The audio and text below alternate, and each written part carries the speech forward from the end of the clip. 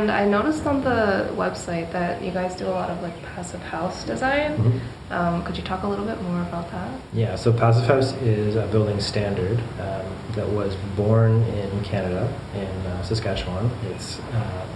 There was I'm blanking on the name of the project, but it was a low energy house that was funded by the Canadian government back in the 70s, I want to say.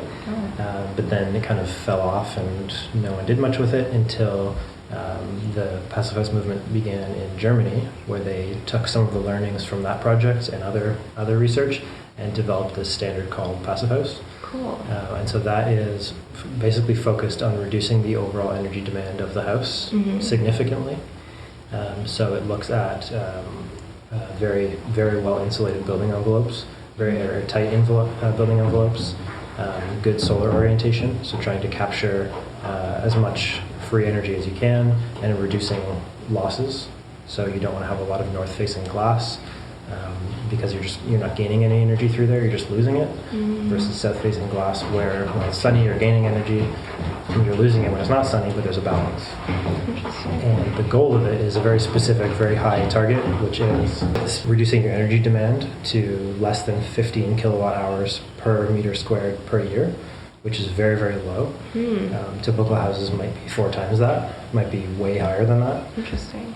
And an air tightness of 0.6 air changes per hour. And again, a typical house would be, could be up over 7, 8, maybe over 10 air changes per hour. And that number might not mean a lot to the average person, but basically what that is that's the amount of air that's moving through the building envelope at a certain pressure. So with every house that we build, even if they don't meet the passive house target, we're testing every house we build with a blower door test. So we basically seal up the house. If it's a new build, we do it once the air barrier is installed. If it's a renovation, we might do one before we start and one after. But we basically put a big fan in the front door and turn it on and pressurize the house. Wow. And then we depressurize the house and we test how much air is leaking through the building envelope. And basically you want to reduce that.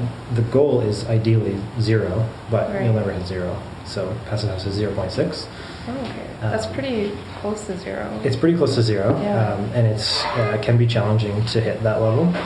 But the more you can reduce the movement of air, the uncontrolled movement of air through your envelope, the more you can kind of keep energy that if you're heating the space and it's all just leaking through your building envelope, you have to continue to heat new air.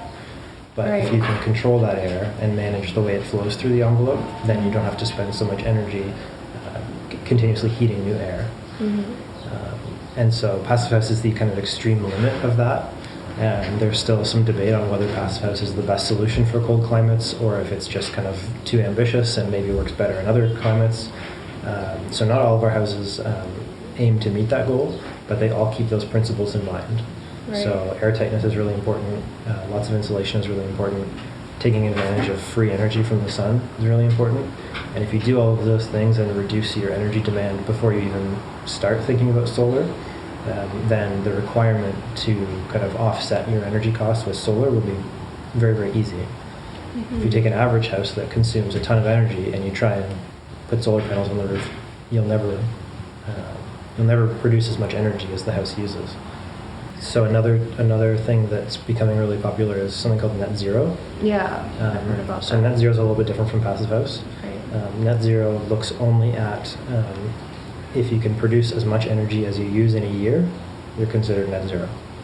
So if you use 100 kilowatt hours per meter squared in a year, but you can produce 100 kilowatt hours per meter squared, then you're considered net zero.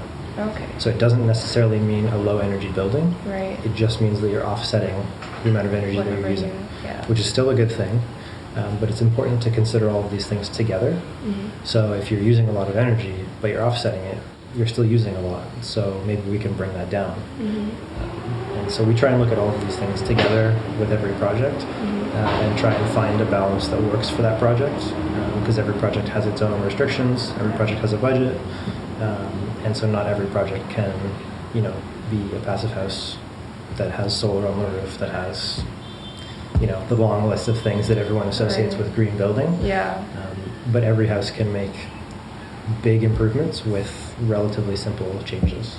And that's the way we try to look at every project. How would a passive house exist in like a climate like Toronto?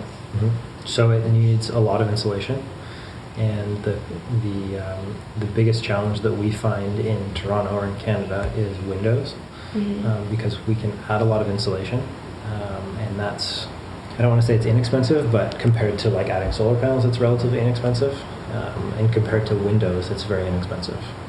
And so windows end up being the big challenge, because the windows will always be the most expensive and the lowest performing part of the building envelope. So the challenge that we find is, how do we find windows that meet that level of performance without completely killing the project budget?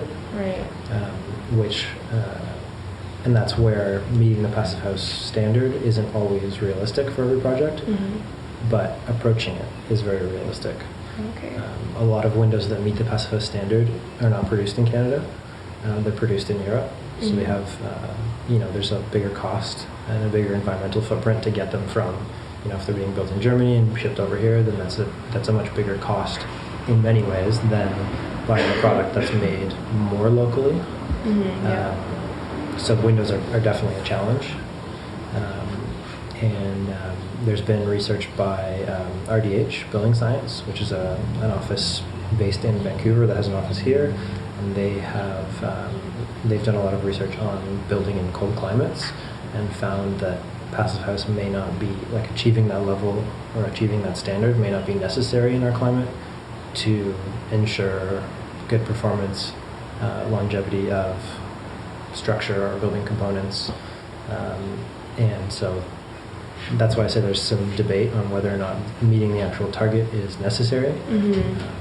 But definitely building better than the average building is necessary. Right. It's just kind of to what level does that need to be taken